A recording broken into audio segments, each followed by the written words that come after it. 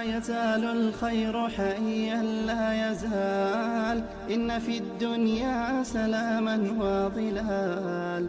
Assalamu alaikum, everybody. I'm Mariam Qureshi, and I'm the youth coordinator here. I'm with Ustadha Kouthar today, and we will be talking about patience, prayer, and progress, especially as it pertains to issues that young Muslim sisters might be experiencing. So I think one of the first things that I wanted to start talking about is what's on everybody's mind, and that's the situation in Gaza. So as everybody else has been organizing, so have the young people in our community. They're organizing walkouts. They are talking to their peers in MSA. They're coming and doing bake sales here at Adams. And it's really something that's affecting their hearts.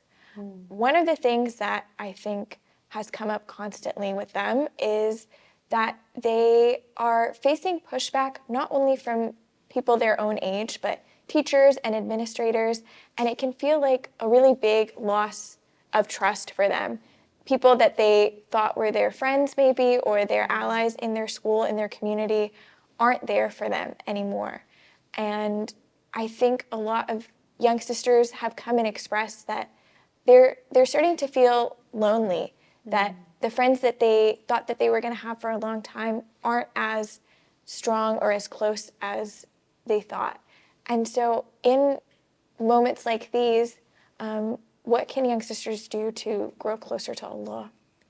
I mean, that's a really difficult place to be in, right? And I think a lot of us are actually feeling that. Yeah. Youth and adults, a lot of us are feeling that in standing up for what's right, in standing up for justice in the world, we are really testing our relationships. Yeah. And that's something I think we can all empathize with. You know, here's the thing about doing what's right. Doing what's right is rarely ever easy. And oftentimes, when we do that, we sacrifice our relationships. And we see this time and again in the life of the Prophet ﷺ and his companions. You know, when they stood up for the truth, and it wasn't just belief. It wasn't just belief in Allah subhanahu wa ta'ala, but it was every way in which they challenged the status quo. They challenged the power structure in Mecca. And so the Prophet, not only did he pronounce this religion, but then he was also saying, but we need to take care of the poor. Yeah. We need to take care of the disadvantaged. We need to take care of orphans and women. We need to stand up for what's right. And when Muslims started to do that, they lost relationships. And I'm not just talking about friendships, but they lost family. Many of them were persecuted by their very own family members. They were persecuted by their neighbors. They were left out. And when you're young, that's especially hard. Yeah, it's especially hard to feel alienated from your peers. And I think that the best thing that young people can do, and this is part of sort of that patient perseverance, is that young people can connect themselves with friendships and with relationships that nurture the values that they actually have for themselves, that can, you know, support the same sort of efforts that they themselves have. And so find like-minded peers, find like-minded friends. Some of them are going to be Muslim because automatically your values are going to align. Yeah. And some of them are going to be other young people your age or adults that you can lean on for support that actually stand up for the same values of justice, human dignity, basic human rights, the value of human life. You can find people like that.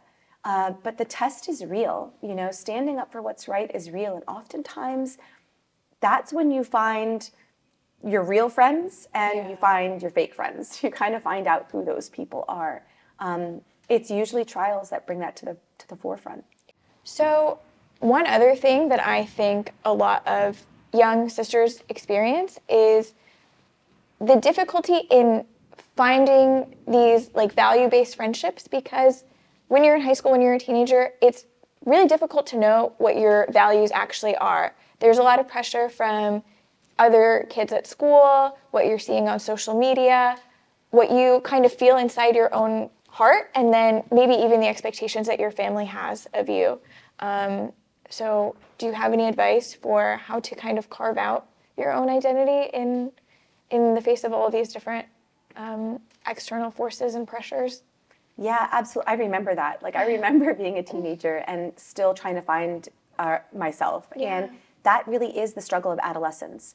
Adolescence is a time of identity development. It's a time when we start to think about, well, what do I value? Yeah. What do I believe in? How do I want to live my life? And oftentimes we're analyzing not just people that are on the outside, friends, peers, people online, but even our own families and family systems, and thinking, is that how I want to live my life? Yeah. Do I want to be like my parents?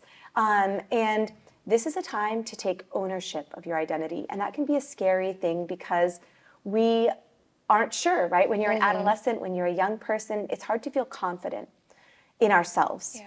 And so we can place our confidence in the most sure and secure source of strength, and that is with Allah subhanahu wa ta'ala. If we can align our identities, our values, and who we are with Allah subhanahu wa ta'ala, with prophetic guidance, then we're automatically going to find ourselves in a sure and secure place. That's what it means when we say that Allah subhanahu wa ta'ala is al-mateen. He is the secure one, right? And this advice was given by the Prophet sallallahu alaihi wasallam to Ibn Abbas when he was about 13 or 14, at the very same time that young people start to form their identities. And he said to him, "Ihfaz Allah yahfazk." Take care of Allah subhanahu wa ta'ala. Take care of your obligations toward him. Take care to avoid what he tells you to avoid. Take care to make good friendships.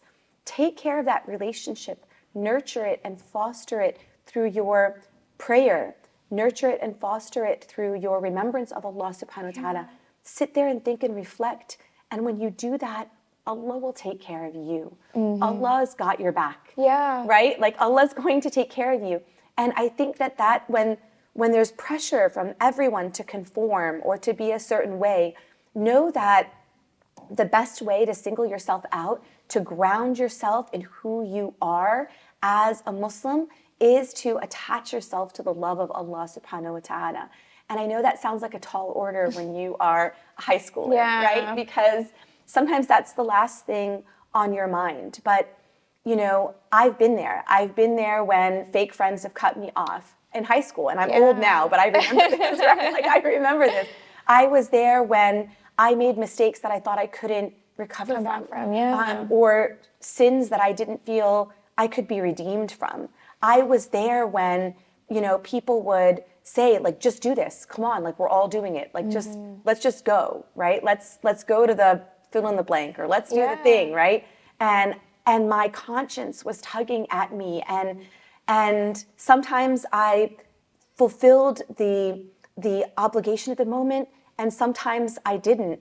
But I remember that the times that I did, the times that I attached myself to Allah, and I'm grateful to say that it was a lot of the time, those were the moments that became the most fulfilling for me, that informed me and my faith practice as I got older.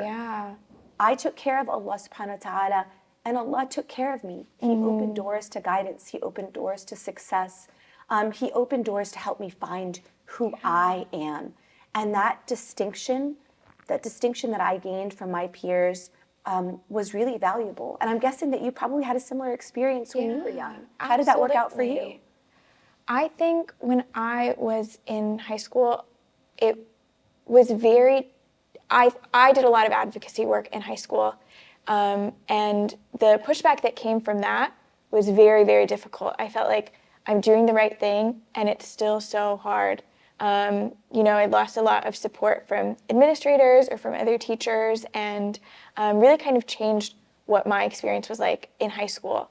What I wish that I had focused my time on really is making more dua, because I feel like all of the efforts to like conform or to try to make other people happy didn't actually ever make me feel any better about the challenges that I was facing in the work that I was doing. I think now, like a few years out from high school, I can look back and be like, wow, there was like a lot of answered du'as just even in the last couple of years, and I really feel like the advocacy that I did and the struggle that I faced and my turning to Allah, like, really carved a very clear path forward for me and where I stand with Allah now. But I think when you're 16, 17, it can be so hard to have the foresight and the clarity to understand that everything that happens to you is for a reason and that your dua is being answered. So exactly, like do? Allah subhanahu wa ta'ala takes care of us. Like he's so intimately involved in sort of forming who we are. Yeah. And dua is magical. I think we really underestimate it. It is the greatest tool that a believer has in connecting with Allah subhanahu wa ta'ala, but also in sort of forming our own destiny and forming our own path. Our dua is one of those pivotal things that actually does help to carve a path forward, that helps to open doors for us, that helps to alleviate our burdens and our worries. And you know, when you're young, you are worried. You're worried about how am I going to turn out and how is this going to turn out? And you know, what happens when my friendships fall away or, you know, my expectations aren't quite met? And I think that we underestimate how much dua can do for us and how many doors it can really open for us. And we have to remember that Allah subhanahu wa ta'ala says in the Quran, Inni qareeb, I'm close, I'm right there with you. Ujibu da'wat ad-da'i idha da'an. I answer the supplication, the dua of every person who asks. Every dua is answered. And these dua now that you make when you're a young person, these dua are actually ones that, like you said, you're only a few years out from high school, right? And you're still seeing the benefits of the dua that you made back then, that ground you and that really opened a path for you. And I'm the age of your mom, and I'm still seeing the benefits of the dua that I made from when I was in high school. And so I think like we just have to practice patience. We have to be willing to let Allah subhanahu wa ta'ala take his time. And know and trust in him. Ihfadullah yahfadk. Take care of Allah subhanahu wa ta'ala and he'll take care of you.